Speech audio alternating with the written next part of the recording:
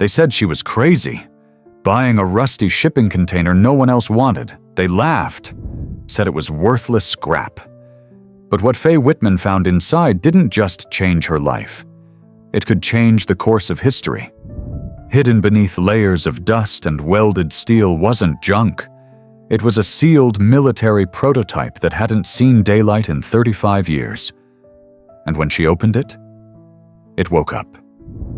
Before we dive in, tell us, where in the world are you watching from? If you enjoy stories like this, make sure to hit that subscribe button, because tomorrow's episode is truly mind-blowing. Let's get started. The autumn sun cast a golden haze over the outskirts of St. Hollow, a forgotten mining town nestled between the Carolina hills. Faye Whitman pulled her flannel tighter around her waist as she stepped out of her rust-bitten pickup. Gravel crunched beneath her boots as she walked into what looked like a junkyard that time had abandoned. The fence sagged under the weight of ivy, the for sale sign barely hanging on. Nobody came here anymore, not for years. To everyone else, Lot 19C was just a scatter of scrap metal and collapsed sheds.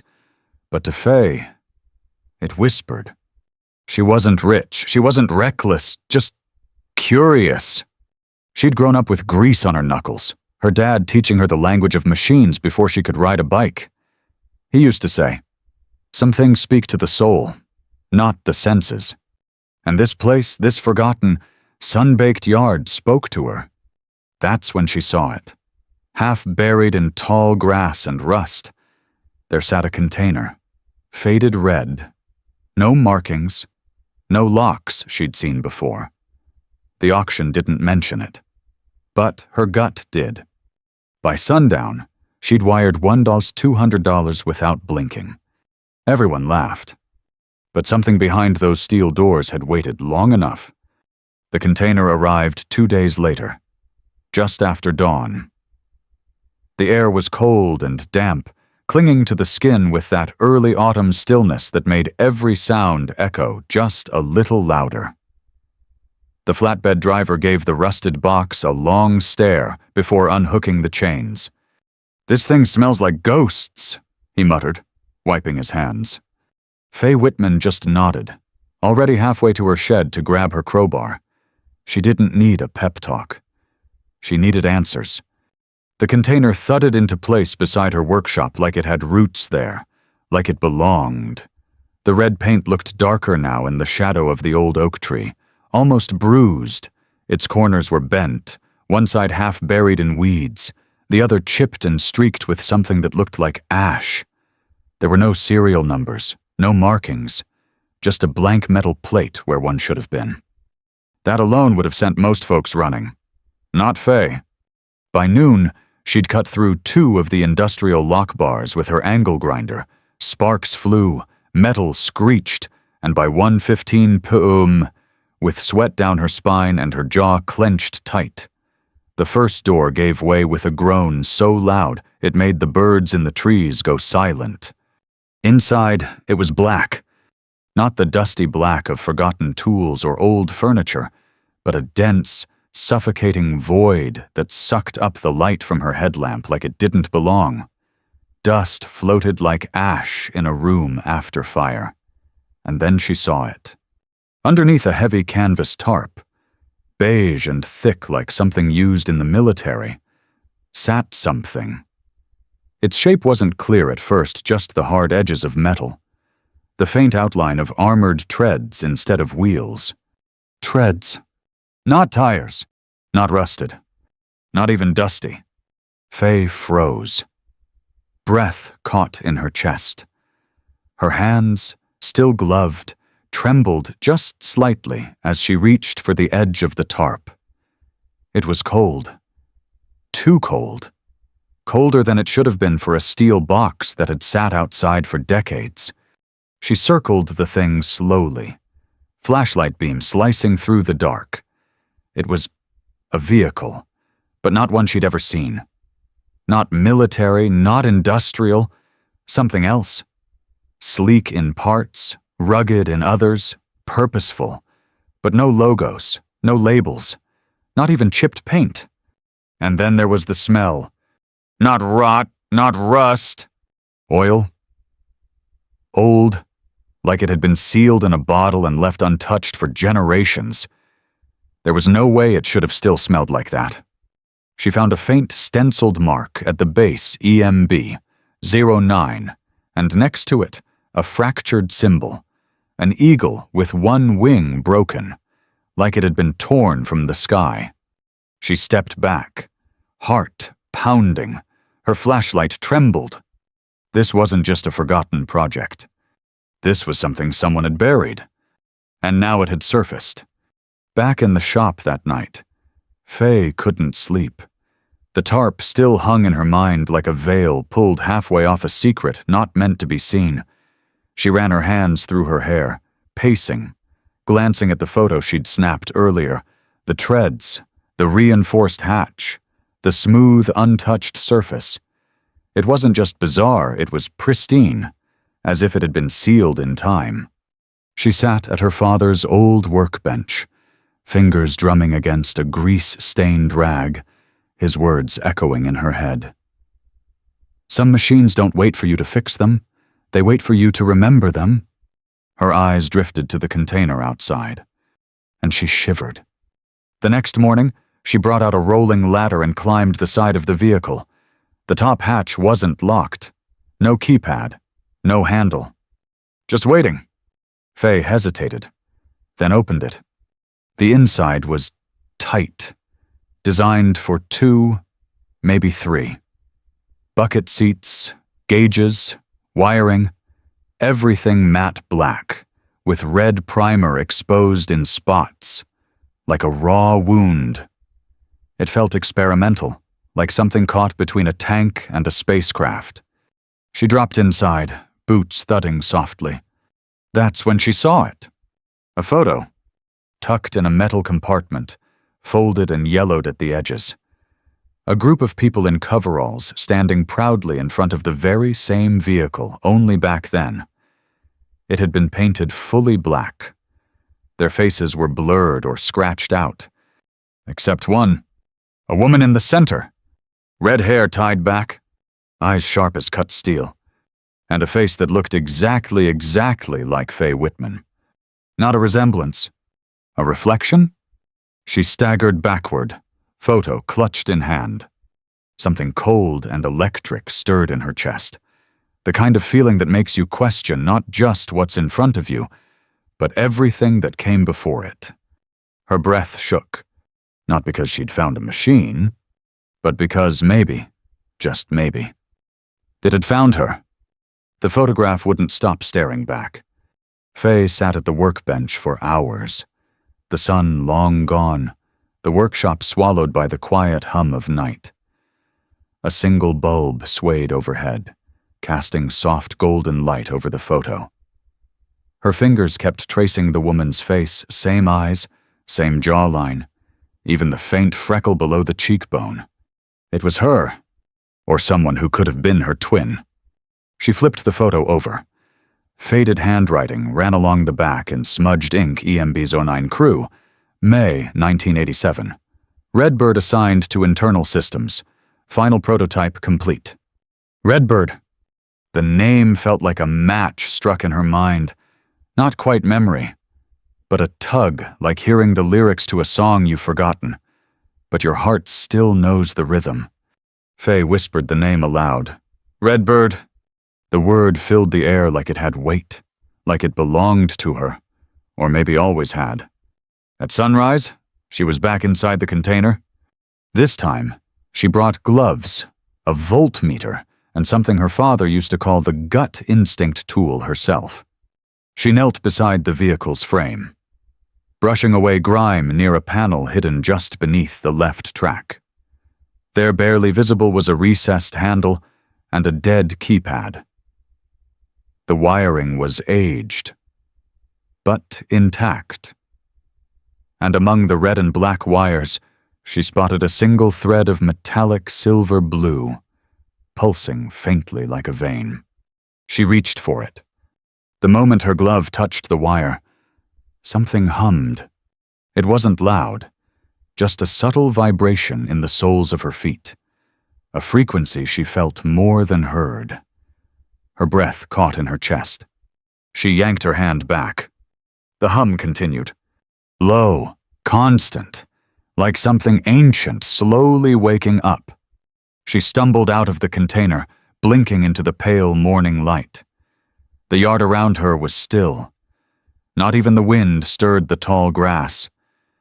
It was like the whole world had exhaled and then held its breath. Faye didn't tell anyone. Not the auction office. Not her neighbor, who once worked for a military contractor. Not even Edna at the library, who knew every town secret worth hearing. This wasn't just salvage anymore. It was a secret wrapped in steel, and someone had buried it deep. Later that afternoon, she found herself drawn back to the cockpit. She climbed inside, heart hammering, palms slick with sweat. This time, she explored. Under the main console, a small compartment clicked open. Inside it, a single item, an old photograph, folded tight, and next to it, a letter. Her name was written across the front in faded ink, Faye Whitman. She froze. Her fingertips hovered just above the seal. The envelope was old, yellowed, the corners brittle like dried leaves. She opened it carefully. Her heart caught somewhere between terror and awe. The handwriting inside matched the photo, and the first line read, "If you're reading this, then you found EMB-09. That means the timelines have converged. I didn't build this machine to escape war. I built it to escape what came after. This isn't just a vehicle, it's a failsafe, and you are the final key." Faye dropped into the seat, the letter trembling in her hands. This wasn't just history. This was her. Not a mechanic who stumbled onto a relic, but someone chosen by it. That night, a knock came. 3 sharp taps on the workshop door. Faye froze mid-step, wrench in hand. No one knew she'd bought the lot. No one knew what she'd found. Another knock. This time softer, almost patient. She grabbed her crowbar and moved toward the door. Through the dusty window, she saw a figure standing under the street lamp. Older. Still. Military posture. Long coat. Boots worn with time. She opened the door but didn't unchain it. "We're closed," she said, voice steady but low. "I'm not here for repairs," the man replied. His voice, deep, deliberate, matched the one on the strange voicemail she'd ignored earlier that afternoon. "I'm here for answers." Faye's grip on the crowbar tightened. "Who are you?" He stepped forward just enough for the light to catch his face. Weathered, lined with decades, eyes like steel. "Name's Bishop," he said. "I worked at Ironfield, back when EMB-09 was still a secret."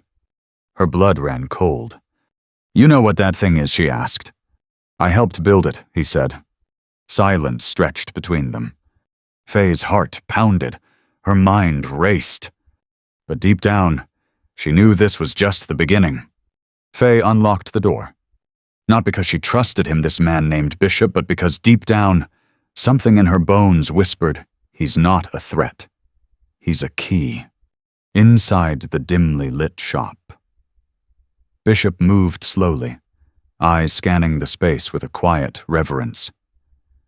His gaze paused on the open shipping container, on the matte black vehicle sitting like a coiled beast in the dark. He didn't flinch. He knew. "What is it?" Faye asked, voice steady despite the chill that had crept up her spine. Bishop stepped forward, pausing in front of the photo on her workbench. He picked it up, thumb brushing gently over the curled edge. His shoulders sagged under the weight of memory. "She called herself Redbird," he said softly. "Real name was Mara Glenn, systems engineer. Genius, even back then." Faye felt her chest tighten. She designed EMB-09's internal tech, not just the mechanics, the interface, the core, the thing that makes it different from anything else that's ever rolled off a government line. He looked up, meeting Faye's eyes. She vanished in '87, so did the prototype. A silence fell between them, heavy and unspoken. Faye finally asked the question, clawing at her throat. "Why does she look like me?" Bishop let out a breath through his nose, slow and tired. "That's what I came to find out." He paced the workshop now, like an old soldier walking familiar ground. EMB-09 wasn't designed as a weapon. Not originally. The official pitch was Advanced Terrain Deployment Rescue Ops, Rapid Recon, Autonomous Support. But that was just the cover. He glanced back at her. The truth was buried 5 levels deeper. Faye leaned in, knuckles white against the workbench. It was built to carry something, or someone, through time. The words hung in the air like smoke. Faye laughed once. "Sharp. Dry. You're telling me this is a time machine." "I'm telling you," Bishop said, voice calm, "that your fingerprints opened a sealed biometric lock coded to a woman who disappeared 38 years ago." Faye's breath caught. "I watched her climb into that machine," Bishop continued. "I helped seal the hatch, and I never saw her again." He stepped toward the container, standing at the edge of the steel ramp. She left behind a warning, said the program had changed, said they wanted to use the technology to control outcomes, rewrite things, not prevent war, but shape it. His voice cracked, just barely. She disappeared to stop them, and she buried the vehicle where no one would find it, unless they were supposed to. He turned to Faye again, his expression softer now, not just curious, hopeful. Maybe she didn't just run. Maybe she sent it forward. For someone. Faye swallowed, her throat dry as dust. "Someone like me." He nodded slowly. "Or maybe you are her." That night, Faye didn't sleep. The letter, the photo, the vehicle. None of it was just salvage anymore. It was legacy. And somewhere in the twisted roots of time, her own name was written on this machine before she was even born. She sat in the cockpit for hours, fingers resting gently on the controls, not moving them, just listening, letting the hum of the machine settle into her skin. There was something alive in the silence, something waiting. And that's when she found it. A second compartment, hidden under the floor panel. Inside it, a sealed box, military green, no markings, just the number 09. She carried it to the workbench like it was made of glass, set it beside the photo. Her hands shook as she unwrapped it. Inside the box, a folded map, marked with strange coordinates and years instead of places. A notebook, filled with equations and symbols she couldn't fully read but felt like déjà vu. And a letter, wax sealed, the fractured eagle pressed into red. The envelope was addressed, once again, to Faye Whitman. Her vision blurred as she broke the seal. "If you're reading this, the machine chose you. That means the world is close to the edge again. It means we didn't get it right the first time, but you still can." The signature at the bottom read, "Redbird." Faye sat on the cold concrete floor, the letter in her lap, the photo beside her. A wrench in one hand, a war in her heart. What if Bishop was right? What if this wasn't just about discovery? What if she wasn't meant to find the machine? But to finish what Redbird started, by the time morning painted the horizon in faint streaks of gold and gray, Faye Whitman was already elbow-deep in the belly of the machine. The shop smelled like oil, dust, and something faintly electric like the air before a storm. The letter from Redbird lay open beside her, and so did the strange map, coordinates, timestamps, locations that no longer existed. Or maybe, not yet.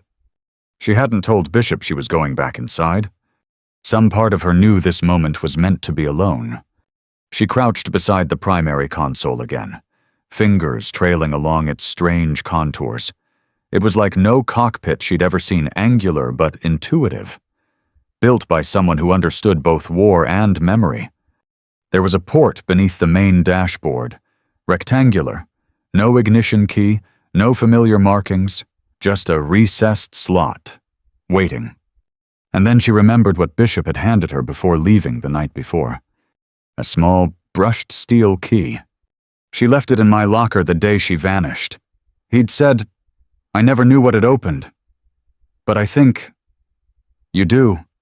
Now she held that key in her palm, smooth edges, worn by time and hands that may have once been her own.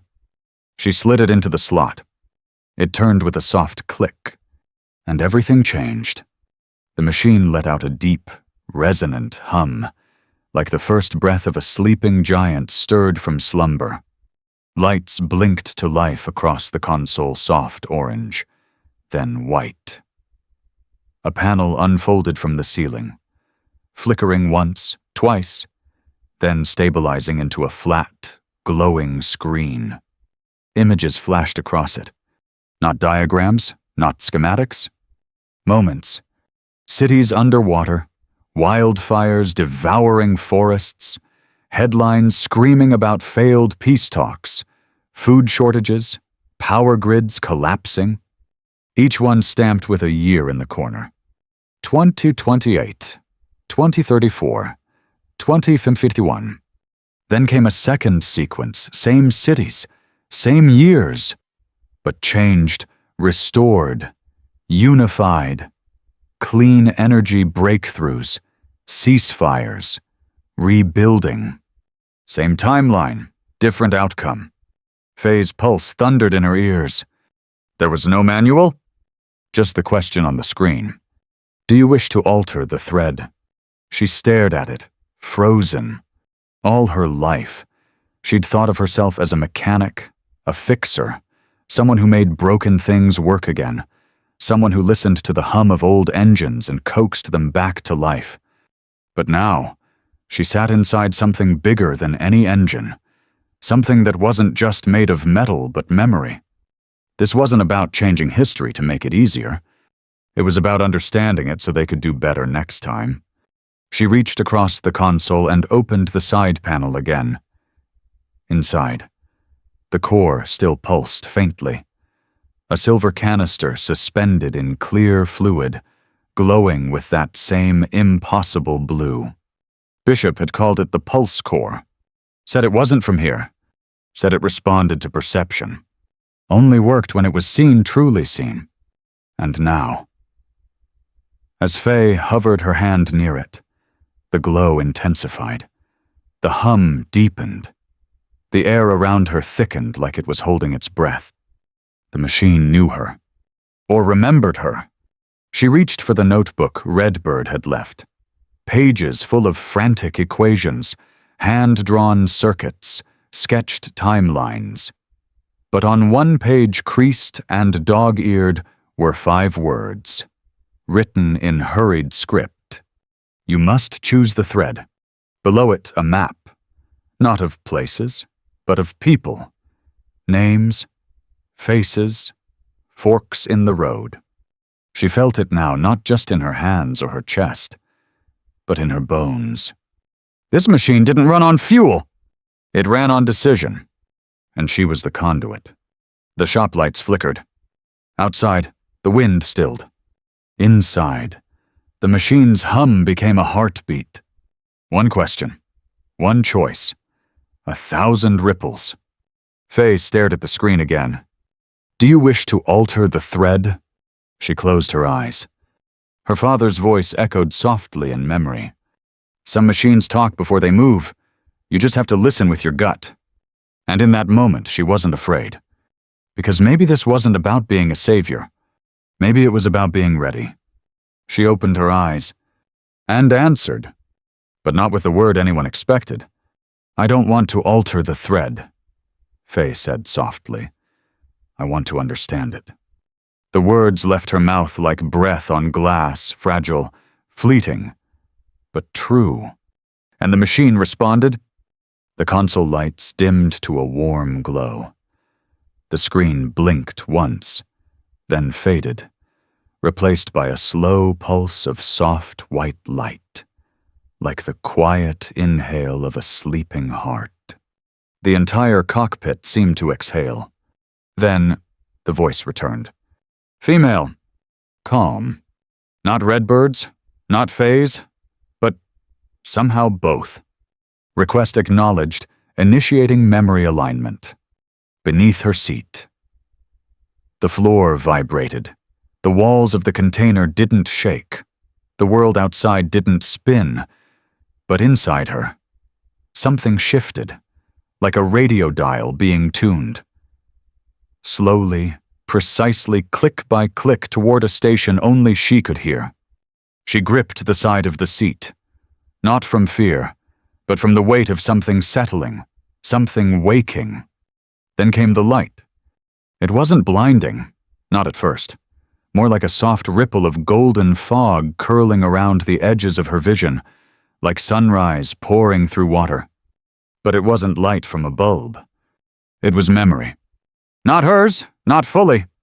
Not yet. It began with laughter, soft, distant, a workshop, tools clinking, a younger version of Bishop pacing, clipboard in hand, a woman hair pulled back, grease smudged across her cheek sliding under the very same machine. Redbird. Mara Glenn. And Faye saw her. Not like watching a movie, but like being inside it. She could feel the oil on Mara's gloves, smell the metal, hear the hum of a prototype that shouldn't have worked, but did. She wasn't dreaming, she was aligning. Scene after scene flashed. Redbird arguing with supervisors. Redbird locking the biometric system herself. Redbird sealing the compartment and leaving Bishop a single key. Redbird whispering into a microphone inside the cockpit. Her last recording. And then the jump. Faye gasped as time folded around her in a spiral of stars and silence. Redbird didn't just vanish. She aimed the machine forward decades ahead to the precise moment someone would be ready. Someone. Made like her. The pulse of the engine brought Faye back to the present. She sat there, trembling. Tears welled in her eyes, not from fear, not even confusion, but recognition. She'd always felt different. Like the past had been whispering in her ear since she was a child. Like machines spoke to her in a language no one else could hear. Her father had joked about it, called her his metal whisperer. But now she understood. She hadn't just found this machine. She'd been born for it. And maybe, just maybe, she had been born from it. Later that night, Bishop returned. He didn't speak when he stepped into the workshop. He didn't have to.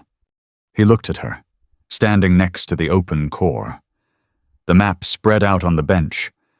The letter folded neatly beside the still glowing pulse core. "You saw it," he said. She nodded. "You remember now," he added, more statement than question. Another nod. But her voice was steady when she spoke.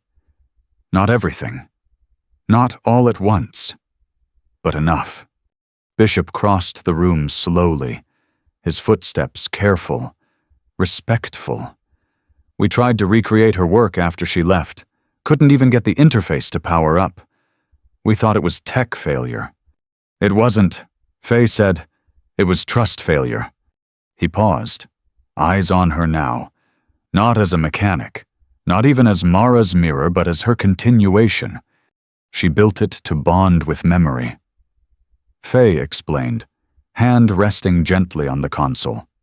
Not logic, not code, identity. That's why it sat dormant. It wasn't waiting for someone qualified. It was waiting for someone who remembered not with their brain, but with their bones. They sat for a while after that, side by side on the garage floor like old friends at the end of a long war. The machine hummed softly behind them, its glow steady, like the heartbeat of something alive. I don't know what comes next, Faye admitted. You're not supposed to, Bishop replied. That's what makes you different. She tilted her head. Different from who? From them. He gestured toward the past. The ones who built it thinking they could control time like it was a tool. Redbird, you saw time as a responsibility, not a weapon. Faye didn't answer. She didn't have to. By dawn, she stood in front of the container again. Alone. The wind tugged at her flannel sleeves. The trees beyond the lot whispered like they knew what was coming. Faye reached out, touched the cool steel hull of EMB's 09, and exhaled. She wasn't just a mechanic anymore. She wasn't even just a mirror of someone who once changed everything. She was the change. She climbed into the cockpit. The console pulsed once. The screen rose again. A single line appeared. Final confirmation required. Ready to initiate bridge sequence. Faye took a breath. But this time, it wasn't shaky. It was calm, solid. She placed her hand on the control panel, where her fingerprint had once unlocked the impossible. Let's finish what we started, she whispered. The console lit up like a sunrise. The moment she confirmed the sequence. EMB-09 came alive not in a way that roared, but in a way that remembered. It didn't launch. It didn't lift. It simply began to glow. From the pulse core at its center, a soft, expanding light flooded the interior of the container. The floor beneath the treads didn't rumble. Instead, it softened, like space itself was loosening its grip on the machine. And for the first time since this journey began, Faye Whitman wasn't afraid. She gripped the controls not out of necessity, but out of instinct. Her fingers found switches she had never seen before, yet somehow always known. The machine responded to her not like a tool responds to its operator, but like a memory responds to its keeper. Bridge sequence engaged, the voice said gently. Final operator confirmed. Identity alignment complete. The cockpit's screen unfolded again, but this time there were no images of destruction. Instead, there was only one question. Where does the story begin? Faye blinked. That was it? Not what, but where it begins. And then she understood. The machine didn't transport you to a moment in time. It transported you to the origin of choice. The place where things went wrong or right. And gave you one chance to witness it, to carry it forward. She placed her hand on the glowing surface of the console. The pulse core flared, not in chaos, but in clarity. Memories flowed through her. Not just Mara's, not just Redbird's, but hers.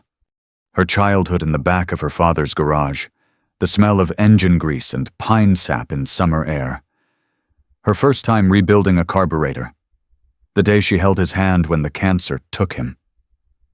The ache of grief. But also the quiet pride of keeping his shop running after he was gone. She wasn't chosen because she was special. She was chosen because she listened. Because in a world that screams, she still heard the whispers. The bridge opened. It wasn't a tunnel. It was a moment, a singularity of sound. Light and memory folding in on itself like pages being turned too quickly to read. Faye closed her eyes. And the machine carried her. When she opened them, she was standing in a field. No cockpit, no steel. Just grass beneath her boots and a sky so wide it made her breath catch. And in the distance, a girl, no older than 7, sitting on the ground, elbows stained with dirt, trying to fix a rusted red toy tractor that had lost its wheels. Faye's heart stopped. She knew this place. She knew that child. It was her. Not metaphorically. Literally. This was the day she'd first asked her dad. Why do broken things make me feel better when I fix them? This was the beginning. The moment her life turned quietly toward machines, toward wonder, toward listening. The moment a timeline could be understood, not altered, not rewritten, but honored, Faye knelt in the grass. The wind moved gently through the field, as if time itself was sighing in relief. The little girl looked up and smiled, eyes wide and unafraid. "Hi," she said. Faye didn't speak. She didn't need to. She smiled back, and in that instant, a thread tied between past and future, between Redbird and Faye, between machine and memory, became whole. Back in the present, the machine powered down, softly, like a lamp being turned off in a room full of warmth. Faye opened her eyes. She was back in her workshop. The pulse core still glowed faintly, but the interface was dark, quiet, resting. The bridge had closed, and yet everything had changed. Not out there. Inside her. Bishop arrived an hour later. He found her standing in the middle of the workshop, looking at the photo of Redbird with something between sorrow and peace. "You went," he said. "I did." He stepped closer, almost reverent, and she handed him the notebook, the same one Mara had left behind. At the bottom of the last page, she had written something new in her own hand, below Mara's final words. "Time isn't meant to be controlled. It's meant to be carried. I won't rewrite history. I'll repair it where I can, one thread at a time." Bishop looked at her, and he didn't see Mara anymore. He saw Faye. Fully. Finally. That night, she left the garage doors open. The wind moved through like it was curious, and Faye sat cross-legged on the concrete, a cup of coffee in her hands, staring at the machine that had once held the weight of generations. It didn't feel like a machine anymore. It felt like a bridge. And she wasn't just the one crossing it. She was the one keeping it open. For the next soul who listens. For the next whisper in the dark. Sometimes, the most extraordinary truths aren't hidden in grand battles or epic quests. They're hidden in quiet places behind rusted doors, inside forgotten machines, or buried deep in our own memories. Faye Whitman didn't save the world by rewriting history. She saved herself by listening, by remembering, by choosing not to erase the past, but to carry it forward with intention. The girl they once laughed at for buying a rusted shipping container had become the keeper of a legacy that could change everything. Because for Faye, and for those who would follow, the past wasn't a prison. It was a bridge. And crossing it, that was just the beginning. The end. Up next, 2 more stories that will stir your soul. Click to keep crossing the bridge and hit subscribe if you believe even forgotten things still have a purpose.